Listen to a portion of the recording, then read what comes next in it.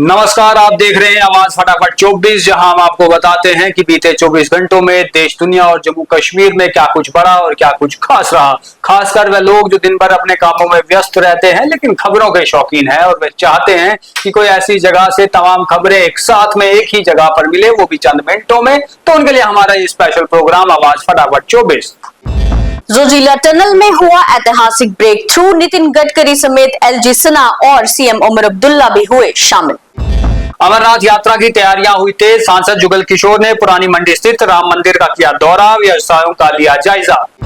श्रद्धालुओं के लिए बड़ी सौगात। सोमवती अमावस्या के लिए 14 और 15 जून को चलेगी स्पेशल ट्रेन। कटरा जम्मू से हरिद्वार का सफर होगा और आसान।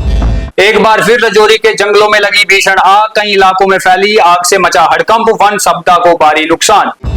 एम्स अवंतीपुरा पहुंचे संजय सेठ, निर्माण कार्यों का लिया जायजा। कहा अब इलाज के लिए जम्मू कश्मीर से बाहर जाने की कोई जरूरत नहीं। आईजीपी कश्मीर ने कहा कि नशे की समस्या के लिए पुलिस के साथ साथ आम लोगों को भी कंधे से कंधा मिलाना पड़ेगा, तभी इस समस्या से मिलेगा छुटकारा। भारत ने दुनिया भर के लोगों से पीओके में हुई जानलेवा हिंसा के बाद पाकिस्तान को जिम्मेदार ठहराने की अपील। एनसी सांसद आगा रहुल्ला ने कहा कि दिल्ली में जो नेशनल कॉन्फ्रेंस प्रोटेस्ट करने जा रही है, हम भी उसमें होंगे शामिल, लेकिन ये प्रोटेस्ट ऑर्गेनाइज होना चाहिए। इंडिया गठबंधन की बैठक में लिया गया बड़ा फैसला। विपक्ष नेता एसआईआर मामले पर सीजीआई को पत्र लिखेंगे।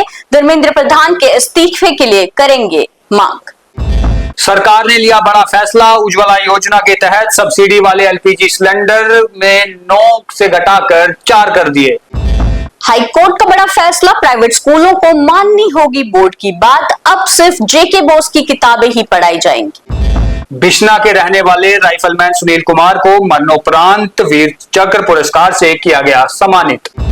गर्मी की छुट्टियों के चलते रामनगर बाजार 11 से लेकर 14 तारीख तक रहेगा बंद। केंद्रीय मंत्री जतिंदर सिंह का बड़ा ऐलान। कहा नेशनल हाईवे 44 पर बनेगी नई 2 लेन की टनल। भारत ने ईरान यात्रा को लेकर नई चेतावनी जारी की। ईरान में मौजूद अपने नागरिकों से बाहर निकलने की अपील। मौसम विभाग की तरफ से ये जानकारी दी गई है कि जो जम्मू में 11 जून से बदलेगा मौसम, हल्की होगी बारिश, गर्मी से मिलेगी राहत। तो ये थी अब तक की देश दुनिया और जम्मू कश्मीर की खास बड़ी खबरें। बाकी तमाम खबरों के लिए देखते रहें न्यूज़ रूम 24 आवाज। जय हिंद।